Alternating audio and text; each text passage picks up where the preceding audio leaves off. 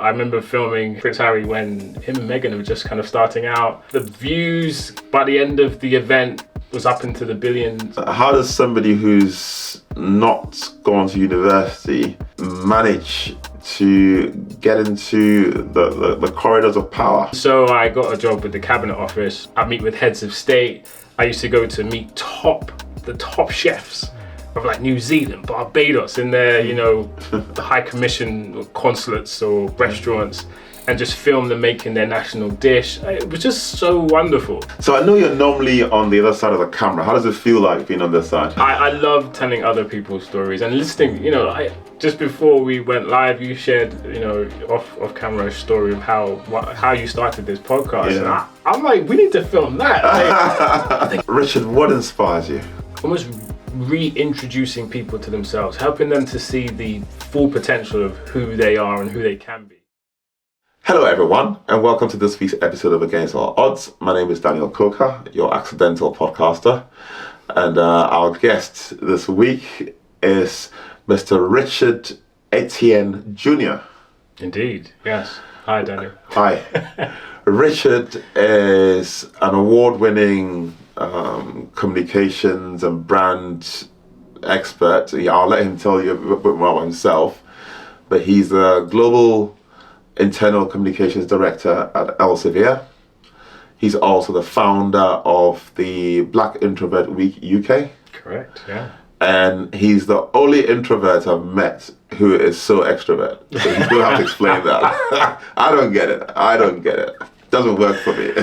Right? Richard, you're welcome to Against All Odds. Thank you so much, Daniel. I appreciate the invite. The most extroverted introvert. I get that a lot. I do. And the thing is, I always have to explain about introversion and extroversion in a sense that it's how one gains and drains energy. So an extrovert, a bit like a sand timer. If you think about sand timers, right? So if I was an extrovert and I'm around people and various environments, my sand timer is dropping slowly. I have so much energy ready. But as an introvert, it just is falling. It's really rapidly. You'll meet introverts who go to a party and they are talkative, they're getting the rounds of drinks, they're in the middle of everything. And then an hour later, you're like, where's Richard? Richard is sitting somewhere quietly, just recharging, And so, that's definitely how I explain that introversion difference. Extroversion difference. Is how one gains or drains energy, for sure. Right. So Richard, your parents are actually from Dominica. Yes, and you said it so correctly. Yeah. Tell us a bit about your upbringing, just to give context to our conversation, because like I said, you've done so many amazing things. But before we get into that, I just want to understand who you are, what influences you might have had growing up, that shaped you into the person that you are today. Yeah, thank you. So both my parents were born in Dominica. However, they came to this country quite young. So my father was 8, my mum was 11. Okay. And so by the time they had me, they were very British. Okay. My mum was legal secretary. She spoke the Queen's English when you'd call her at work, and there was never a code switch or an accent switch when she got home, because she'd already lost her Dominican accent by then. And my dad was very kind of Cockney, East London. And he was quite a sick man. He took early retirement just before I was born. So he was in his 30s at the time. And so he was in and out of hospital quite a lot in the East End. So a lot of his friends were white English East End people. He'd eat English food because that's what the NHS would serve. So I grew up, yes, with black skin, but in a very English kind of culture environment. And I'm the oldest of 4. Academically, I was quite smart, and I learned to do things a lot sooner than my peers. And as a result, teachers would encourage my father to put me into different programs or after school, activities, etc. But unfortunately, just because of our kind of economic circumstance, my father couldn't afford to put me into certain things. So he did what he could at home. He additionally homeschooled me I mean, something as basic as sitting down and reading the dictionary. Like we literally went through the dictionary. I think we got to something like EA by the time we stopped. But that took a long time. He really wanted the best for me, and yeah. So by the time I got to kind of secondary school age, unfortunately, my dad's health was rapidly declining, and he sadly passed away when I was 20. So he was 51. Oh, okay. Sorry. Yeah, and that messed up. It just messed things up for me. So I didn't go to university. I didn't graduate. I decided to just go self-employed because I just didn't have. I was just so low. I was just so depressed, understandably. But yeah, so that's kind of context. The context. Yeah. Wow. I didn't know that part of your story. You know. So how did you end up where you are now? You know, you've worked in number 10 Downing Street. You've done stuff for royalty. You've hung out with Idris Elba and Levi Roots, and just to name drop a few people that you hang out with, right? I don't get it. You know, how does somebody who's not gone to university manage to get into the corridors of power? And one of the things you did as well, which our viewers might not know, is that you were Theresa May's personal videographer. Yeah. How did you get into that? So, shout out my father again. He taught me to be curious, stay curious, and whatever you do in life, do it well. And so, perfect example. I was again a teenage, and I was watching television. My father was sat at a bureau doing some work, as he used to do, and I was flicking the TV channels constantly, and it was those old school TV. Every time you turned the channel, it would make that noise, that flicker noise. And so, without turning around, because he had his back to me, my father just said, "Can you just pick something to watch?" And I said to him, "But there's nothing good on television." And so he put his pen down. You just heard his pen drop, and he turned his swivel chair around, just looked at me and said, "Well, why don't you make something you want to watch?" And then just swiveled back and carried on working. Now, many years later, I took that advice. Like, I was like, actually, yeah, let me do that. So I bought myself a video camera, and I just started just making films in the area, interviewing neighbors, just random people, shop owners, etc. And kind of fast forward to when I was looking for work, going to the job centre, signing on. And I remember being sat with the staff member at the time, and I saw a poster on the wall, and it was talking about grants for people who want to start new businesses. So most people would see that poster and be like, "Oh, I get to start a new business and get some money." I said to the young lady, what if you connected me with every single person you gave a business to, and I can create a promotional video for them? Because this was back before YouTube was a thing. Websites were super expensive. And so, I eventually got a deal with the DWP, Department for Work and Pensions, so that every single time I had a new business, I was able to go and create a promotional video for them in my local area.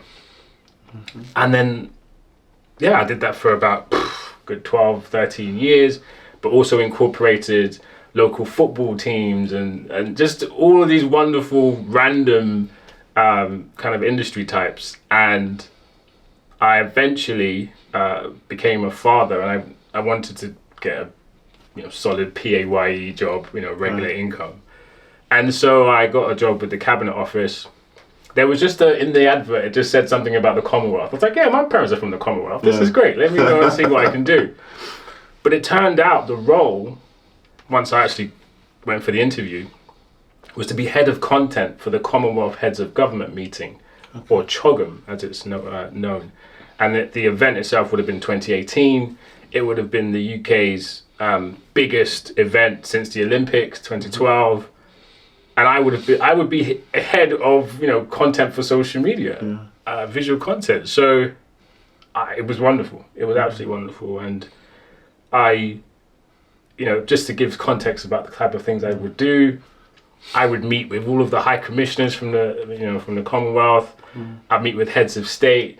I used to go to meet the top chefs of like New Zealand, Barbados, in their, the high commission consulates or restaurants, and just film them making their national dish. It was just so wonderful. And yes, you said earlier about the royal family. Obviously, the Queen was the head of the Commonwealth at the time, and this was when she did the transition to give it to Prince Charles. So I spent a lot of time at Buckingham Palace.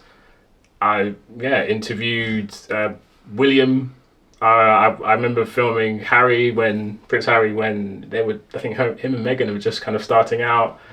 The views by the end of the event was up into the billions, of impressions, which obviously made me look good. but I think I have to shout out Meghan. I think Meghan kind of, gave gave the event a lot of global attention. But it was just wonderful. But how did I get into Downing Street? The thing about the civil service is, and a few civil servants will know this, once you're in, you're kind of in. And so Chogham was coming to a close. I was like, oh my God, I'm gonna lose my job. And people were like, don't worry about it. Go for interviews, have coffees with people. And I think that's another great tip for individuals. Is like, even outside of the civil service, your network is your net worth, right? So have coffees, go to meet people, go to networking events, and just try to build your network. And so I did do that. I had an interview with the Home Office. I think Sajid Javid was the Secretary of State at the time, so I would have been his videographer. I was 24 hours before giving them the yes, I want to join your team. And then my manager at the time called me into a room and said, I just got off the phone with Downing Street, 10 Downing Street. I think you might want to have a chat with them. So the story with that is the videographer for the Prime Minister had put in his handed in his resignation after something like 10 plus years, and he was like, yeah, I think they're looking for someone. So I went over, had a chit chat, got to the house, and I don't know if people realize that gold-plated letterbox thing doesn't actually open. I got to the front door and I didn't know how to, I was like, on the news, it opens by itself. It didn't open by itself. I'm like trying to knock on, there's no knocker. I tried to use the letterbox, I didn't move. And then eventually they opened the door and the police officer apologized. Yeah. But anyway, so I'm being taken around by the director of comms at the time, and he's showing me all sorts, Tracy Emin artwork, a piece of moon rock, a gift from one of the Chilean miners that got rescued, all sorts of stuff. And I'm like, dude, you don't need, you had me at the black front door. Yeah. And yeah, we sat down in the Rose Garden, and there was a piece of paper that was slid across the table, and kind of like mafioso style. And I was like, okay, so I lifted it, looked underneath, thinking it was going to be my salary, but no. It was just a note that said, make her more personable, referring to the Prime Minister at the time, Theresa May. And he just said, can you do that?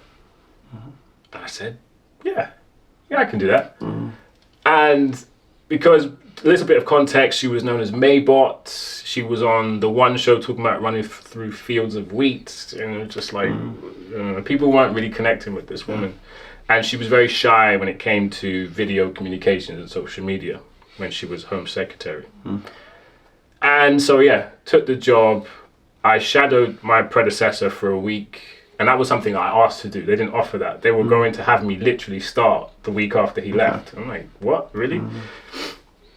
And so, yeah, every week I was with the Prime Minister recording messages from everything from, National Armed Forces Day to Diwali or, whatnot. Because what I wanted to do was rebrand her as a Prime Minister for all people, and not this Brexit Prime Minister that everyone, and the Maybot thing.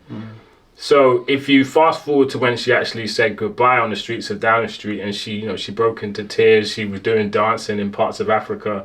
Like, I feel like I achieved my goal, right? Yeah. In terms of making her just a bit more personable, A bit more relaxed. a bit more relaxed. Yeah. And yeah, she still sends me messages every now and again, either through other people, and it's really nice. And so when she announced her retirement from, or stepping down as an MP at the next general election, I just felt really happy for her because, she's definitely been someone who's steadfast, and now people look back after the current and previous prime ministers and actually say, do you know what? Theresa May was probably the more common sense prime ministers of the lot of recent years. So, well done to her. Job done. Yeah. Job done. I like that. I like that. So I know you're normally on the other side of the camera. How does it feel like being on this side? It's a little bit tough. People can't see my hands, but I'm wringing them. It's a lot. It's a lot. I love telling other people's stories and listening. Just before we went live, you shared, off camera, a story of how you started this podcast. Yeah. And I'm like, we need to film that. I'm thinking, how can I reframe this interview so it's about you and not me? But yeah, I think everyone has a story to tell, and if the next time you're stood on a train platform surrounded by hundreds of people, just remember that.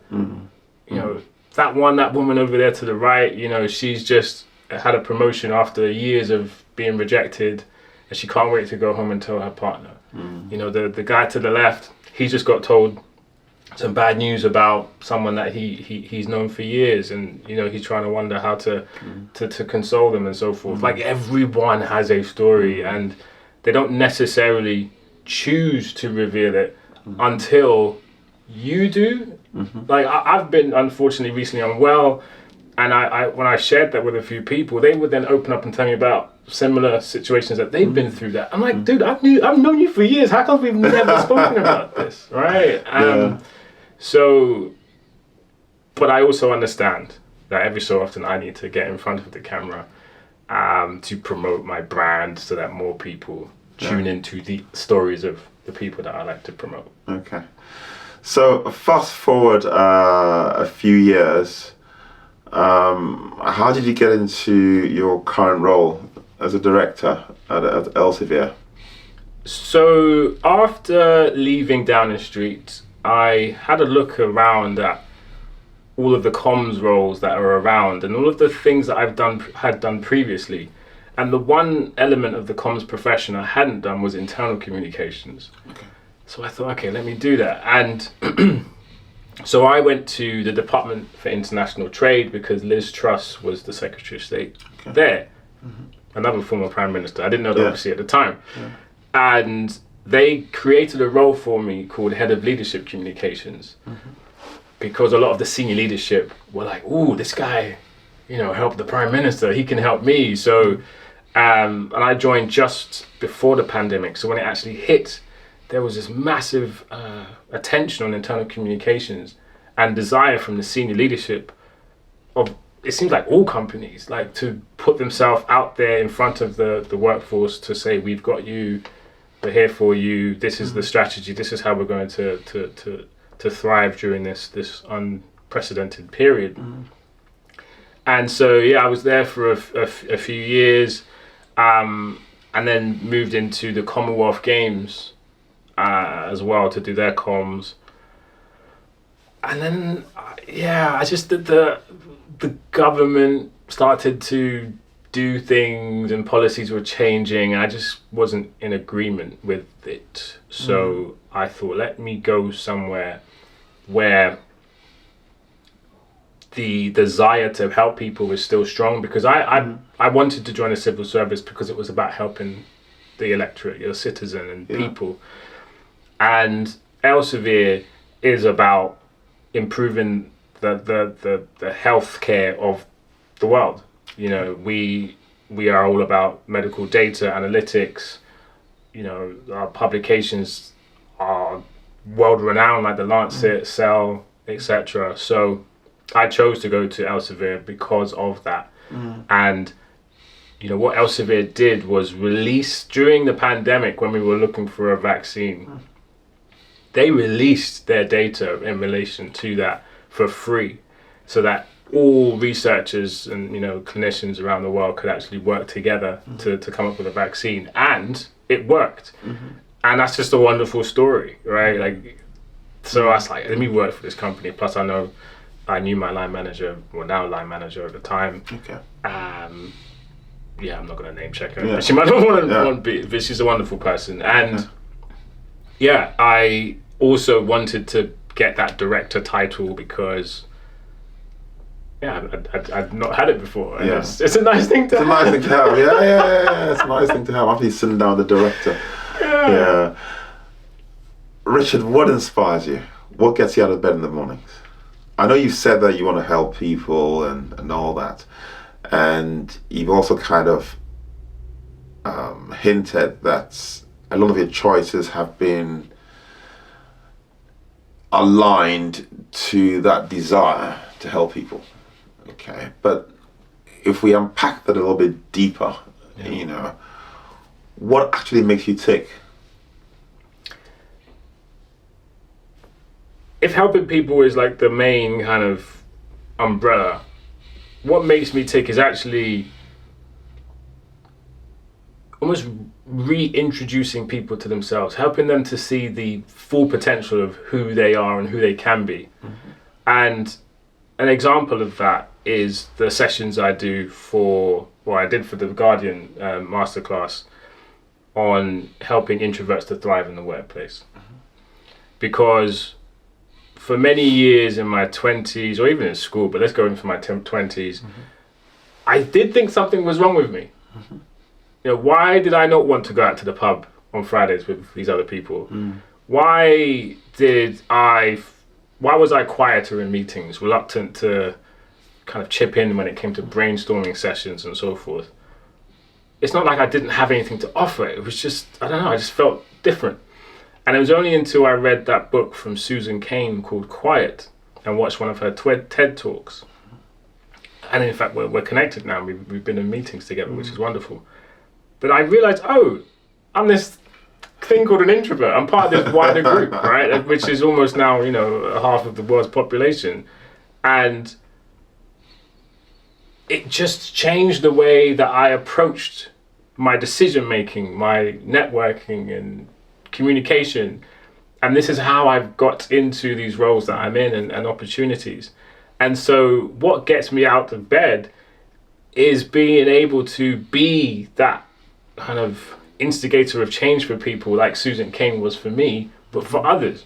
And it can just be a handful of people, and it doesn't need to be millions like she has done. And so, when I get those LinkedIn messages, emails, from people who have attended my workshops and so forth, saying, how grateful they are that, they heard this particular piece of advice and what that's done for them and then what they've gone on to do for others. It's wonderful, right? Like, my father was always like, if you can go to bed that night and have just learnt one new thing, man, that day was worth it. And I want to give that to people because I just truly believe it's so valuable.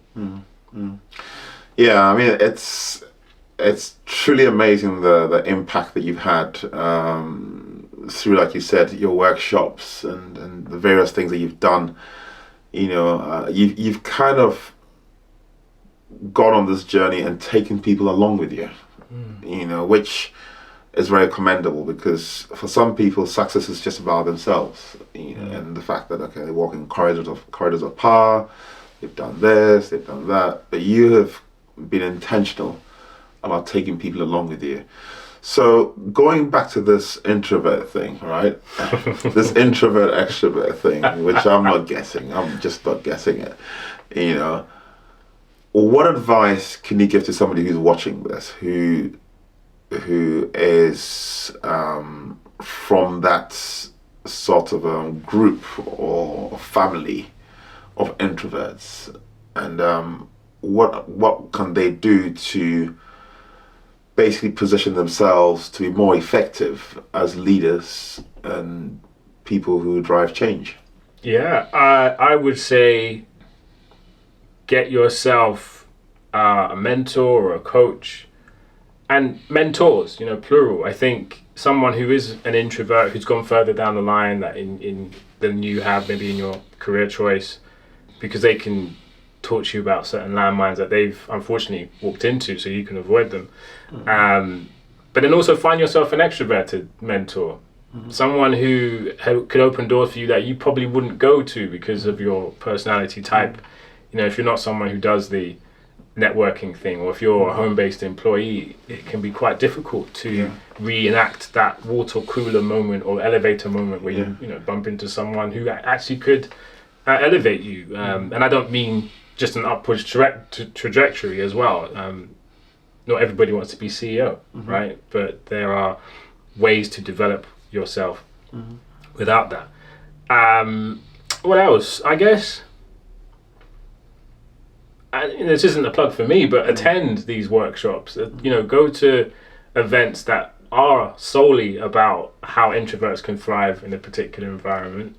I go to them myself. I sit on panels of other events, and the reason why I actually started Black Introvert Week UK is because of talking with Jerry Bingham, who started Black Introvert Week in the States.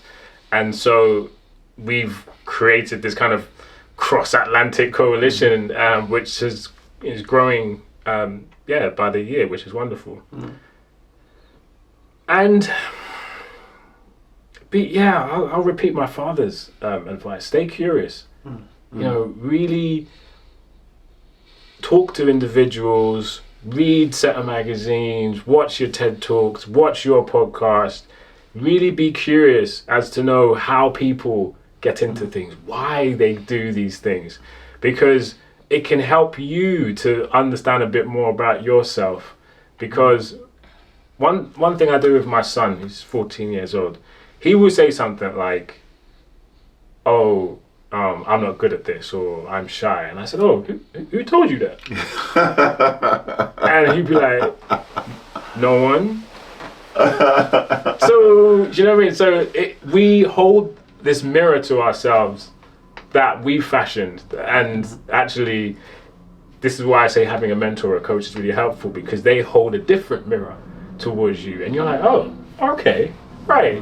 I am not that other person that I thought I was. And I think that can help one grow and also then bring others along with them on a journey.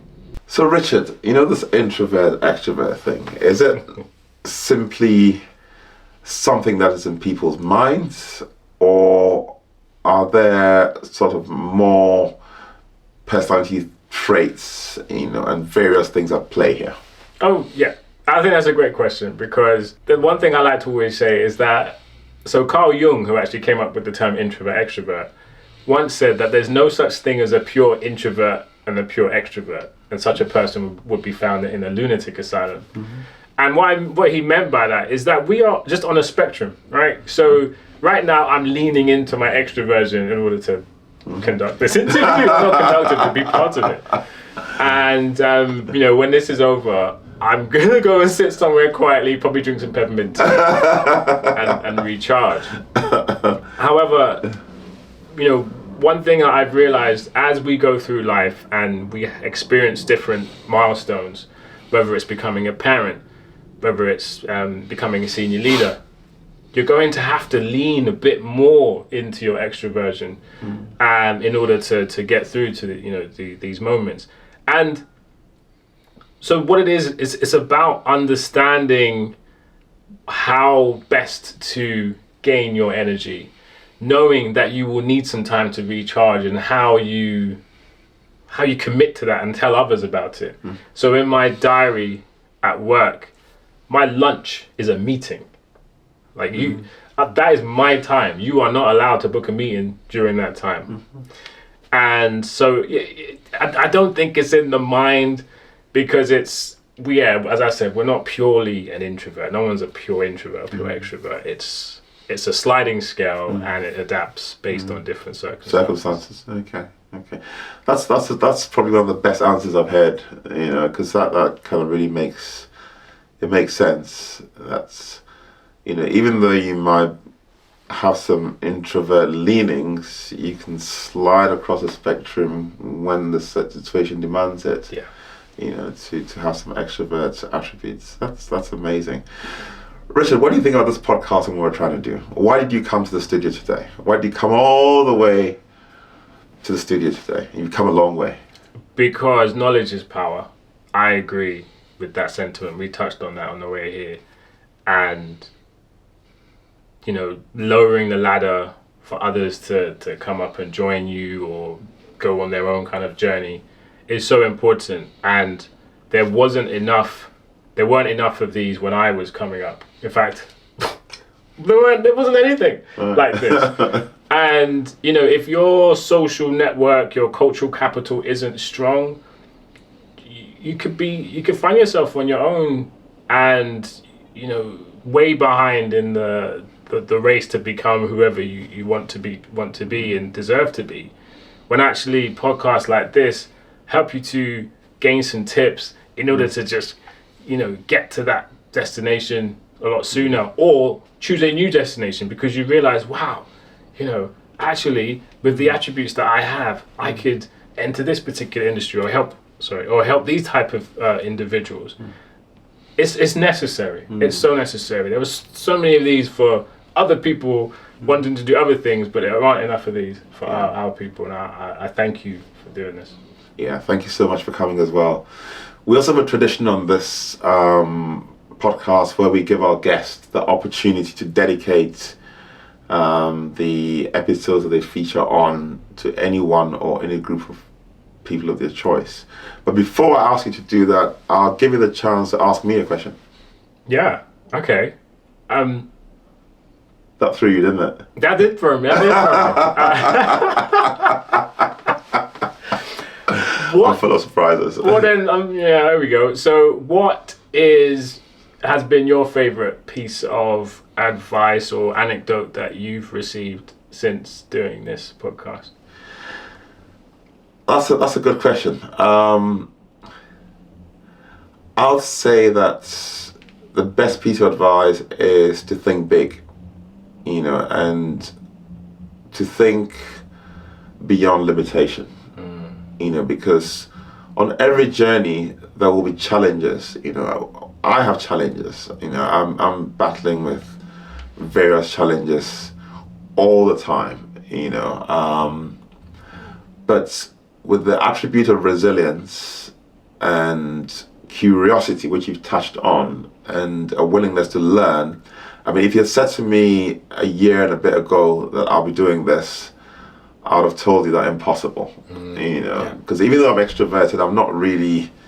This was never in the frame, which is why I call myself an accidental podcaster. But as I have engaged with people like yourselves, the difference that I've seen from people who are doing things against all odds. I mean, you're a typical example. Introvert, but you're a director. You've gone into corridors of power. You're doing workshops. You're doing so many things, and that's not what introverts do. Introverts hide in the corner, and put a blanket over their heads. That's what I know introverts do. Right. But you're the very opposite of what is essentially a natural tendency or natural leaning, but you've managed to work around that. Right. And that's the very essence of this podcast, and the fact that if you're able to change your thinking, then everything's possible.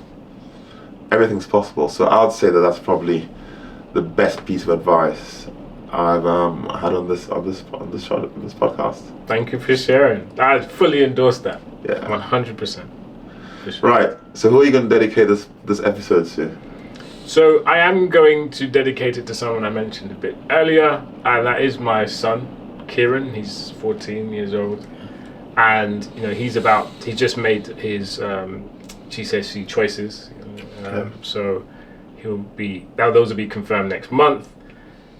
And I dedicated to him because I also want him to think big. I also want him to understand that he has so much strength and power, and it's okay to try and fail. These things are essential for learning. And oh my gosh, when I was starting out self-employed, I failed so many times, and I'm not ashamed to talk about it. I remember literally 12 months before the cabinet office, I was washing dishes at a primary school, like as a job. It wasn't voluntary, right? Like, Wow. that is like how low it got. But tenacity, determination, curiosity, and having that knowledge, that propelled me into, as you say, the corridors of power. So from washing dishes to flying, in a private jet with the Prime Minister, like, that's not bad. That's not bad. As you do. As you do. I just like your vibe, Richard. Thank you, Daniel.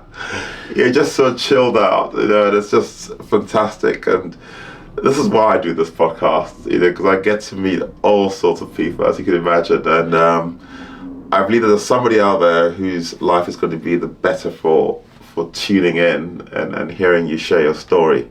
And once again, I really want to say a very, very big thank you for gracing our podcast with your presence. I like what you're doing out there. I follow you on LinkedIn. I look at your website, and you're really a trailblazer, for our community. And we keep looking up to you, and keep shining. Thank you so much, and thank you everyone for watching. I really appreciate it. Thank you. If you've enjoyed this episode, I'd like you to leave some comments in the comment section below. I'd like you to like, share, and subscribe. Okay, and Richard's details are also going to be in the section below, so you can hook up with him and follow him on LinkedIn as well. And if you can, join one of his workshops. So until then, see you next week. Thank you. Take care.